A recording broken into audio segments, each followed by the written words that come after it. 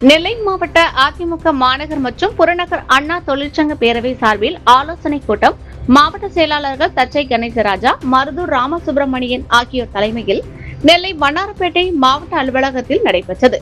இதில் அண்ணா தொழிற்சங்க பேரவை மாநில செயலாளர் தமிழரசன் கலந்து கொண்டு சிறப்புரையாற்றினார்.